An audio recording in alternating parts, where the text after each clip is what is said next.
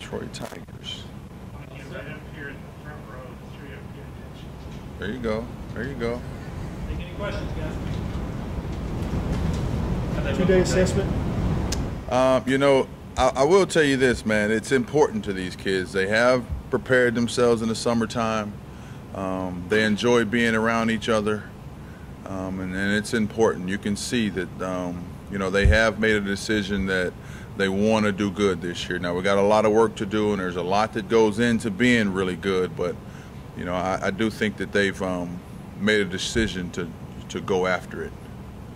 Yeah, Brandon Mitchell going in earlier practices, but Bobby was saying yesterday, I guess he was kind of taking on a leadership role. Can you just talk about that a little bit? Yeah, you know, I think he's doing a good job. You know, it gave us a time. What we're doing with these split practices is really giving us a chance to work with the young guys and have individual time with them. You know, Brandon, you know, pretty much is the starting quarterback of a full practice. And we expect him to carry himself that way. We expect him to be the leader of that crew. We expect him to push the tempo of practice. And I think it's been really good for him. There's no doubt about it.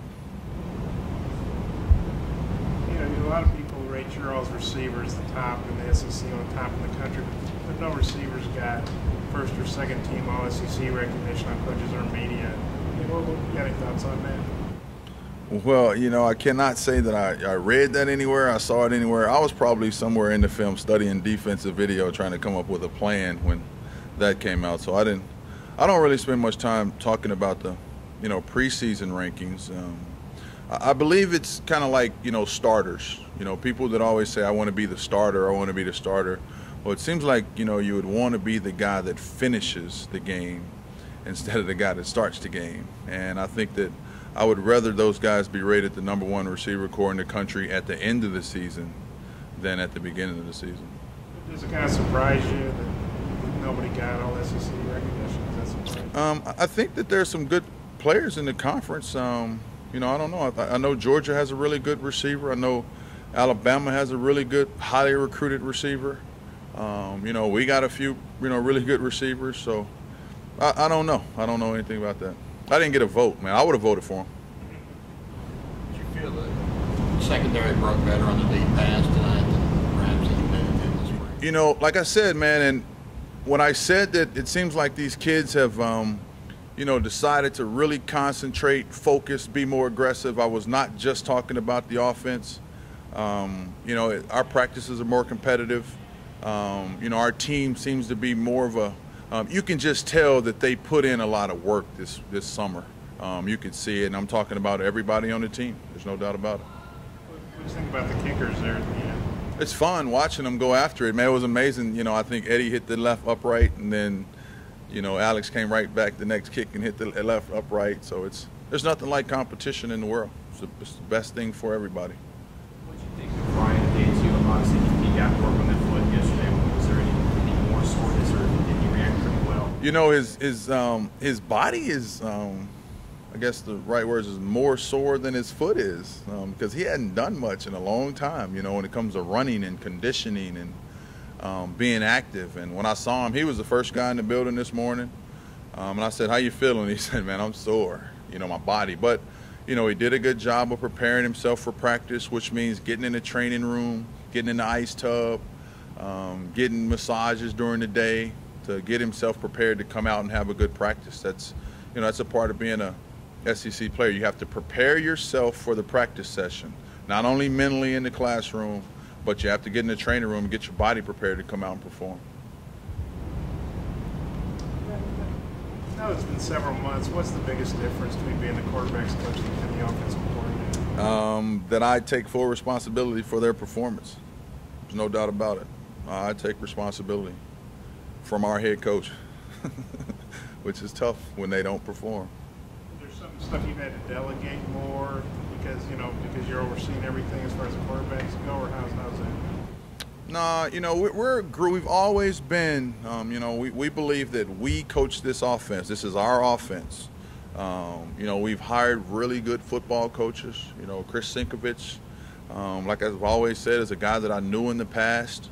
He's a really good coach. When I was at UNLV and had the receivers, I left, went to Northwestern. Sink came in and took those guys and did a really good job with them. Tim's been with us for a while. Tim understands what we're doing, understands the way we go about our business. Coach K's been an offensive coordinator in a really explosive offense. And then we got to hire Richard, who was a fantastic hire for us, for our guys. He's an ex-NFL player. He's young.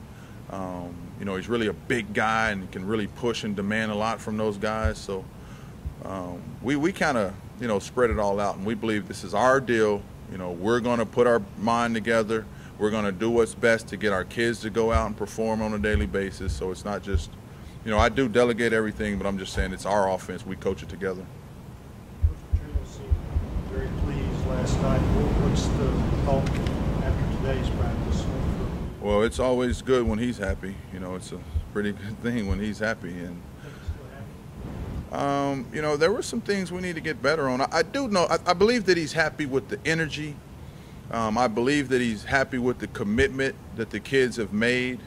But at the same time, we're still playing basketball. We don't have pads on yet. We play our game with helmet and shoulder pads on. It's violent, and there's been no setbacks yet. There's been no distractions yet. And that's, the way you win and go a long way. You're mature enough to deal with the ups and downs. And we haven't had anything, bad happen yet. So I believe that he's happy with the energy and the effort and the enthusiasm. But, we need to execute a little better on offense. I know that. Is there something you would like to see improve? Yeah, I just want to see our overall execution improve. I talked to our kids when we met the opening night that we were here. There were a couple of goals that I had for them. The first goal that I had for them is what I call our standard of performance. We have to, set a standard of this is how we're going to go about our business. This is how we're going to meet. This is how we're going to approach the practice session. This is how we're going to go out on the field and practice. This is the effort that we're going to give every day. And we have to set a standard on how we're going to perform. The second thing that I talked with them about that I really wanted to see is we call it FBI, our football instincts and intelligence. We have to become students of the game and be an expert at your position, understand all the details of your position and the person that's playing in front of you. I'm going to continue to push that. I want us to have a certain way that we go about our business, regardless if we're playing here in Razorback Stadium, down in Little Rock, or on the road. Anywhere we go, we have a way of going about our business, and that's what I'm pushing for. Yeah, but Richard Owens a minute ago. As far as his NFL experience, a guy like DJ probably got an NFL feature. The other guys want to play in the NFL. How do you think that helps him, relate to these guys? Well, where it's they want to go. Yeah, there's no doubt that it's going to help him. The best part about Richard is that he played at Louisville in the same offense. So it was, we had to hire him late, and it was a fantastic fit. He fit in with our staff. He understood our offense, and we couldn't have found a better guy to come in, at this point in the offseason to help us. He's a graduate assistant, but he has the demeanor, he has the skill set, and he understands our offense that he can handle our tight ends. And we're very fortunate that he was out there and, open for us. Last one. How's Tyler done? Tyler Wilson? Tyler's good. I can see the development. There's no doubt about it. He's better. He's better in the classroom. He has a much better understanding of what we're doing. He's confident.